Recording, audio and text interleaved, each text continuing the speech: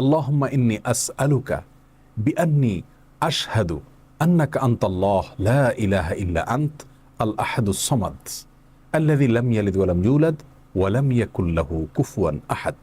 এই হলো সেই দোয়া যেটাকে ইসমে আজম বলা হয়, যার মাধ্যমে এটি পাঠ করার পর আল্লাহর কাছে কোনো কিছু পেশ করলে সেটাকে অবশ্যই আল্লাহ তাআলা পূরণ করেন। মনের যে কোনো ভালো আশা আল্লাহ তাআলা পূরণ করে থাকেন। দোয়াটি আবারও বলছি, আল্লাহুম্মা ইন্নী আসআলুকা বিআন্নী আশহাদু আন্নাকা আনতাল্লাহ লা ইলাহা ইল্লা আনত আল আহাদুস সামাদ আল্লাযী লাম ইয়ালিদ ওয়া লাম ইউলাদ ওয়া লাম ইয়াকুল লাহু কুফুয়ান আহাদ। যার অর্থ হলো, হে আল্লাহ, আমি আপনার কাছে প্রার্থনা করছি এই মর্মে যে, এই জন্য যে, এই ভিত্তিতে যে আমি সাক্ষ্য দেই আপনি আল্লাহ, আপনি ছাড়া সত্যিকারের কোনো মাবুদ নেই, আপনি কারো মুখাপেক্ষী নন, আপনি একক, এবং আপনি কাউকে জন্ম দেননি, আপনাকেও কেউ জন্ম দেয়নি, এবং আপনার সমকক্ষ আর কেউ হতে পারে না।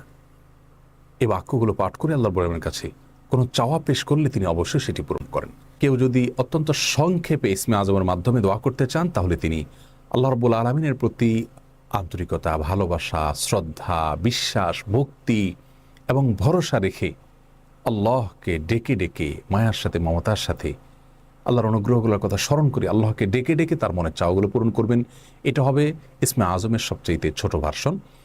আর যদি কারোর হাতে সময় থাকে তাহলে তিনি ইসমে আজমের যে দোয়াটি আমরা কথা বলেছি, আল্লাহুম্মা ইন্নী আসআলুকা বিআন্নী আশহাদু আন্নাকা আনতাল্লাহ লা ইলাহা ইল্লা আনত আল আহাদুস সামাদ আল্লাযী লাম ইয়ালিদ ওয়া লাম ইউলাদ ওয়া লাম ইয়াকুল লাহু কুফুয়ান আহাদ। এই দোয়াটা তিনি পাঠ করবেন, করে আল্লাহর কাছে তার চাওয়া পেশ করবেন। জীবনের কঠিন মুহূর্তগুলোতে বিশেষ করে এই ইসমে আজম পাঠ করে আল্লাহর বাবার কাছে দোয়া করব, সেটা অবশ্যই আল্লাহ তাআলা কবুল করবেন যদি দোয়ার মৌলিক শর্তগুলো আমরা পূরণ করে থাকি।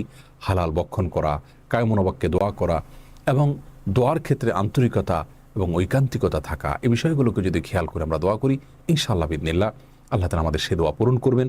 কোনো কারণে সে দোয়া যদি পূরণ হতে আমরা না দেখি, তাহলে সন্দেহাতীতভাবে আমাদের বিশ্বাস রাখতে হবে এটা পূরণ এই মুহূর্তে না হওয়ার মাঝে আমাদের জন্য কল্যাণ নিহিত আছে। আল্লাহ তাআলা এর বিনিময়ে আমাদেরকে আখিরাতে দিবেন। এছাড়াও দোয়া ইউনূসের মাধ্যমে লা ইলাহা ইল্লা আনতা সুবহানাকা ইন্নী কুনতু মিনাজ জালিমিন, এটা পাঠ করেও যদি কেউ দোয়া করেন, তার মাধ্যমে আল্লাহর বর্ণনা দোয়া কবুল করেন। এবং হাদিস বর্ণিত হয়েছে আল্লাহ তাআলা আমাদের সবাইকে ইসমে আজমের মাধ্যমে আল্লাহর কাছে জীবনের কঠিন মুহূর্তগুলোতে দোয়া পেশ করার তৌফিক দান করুন।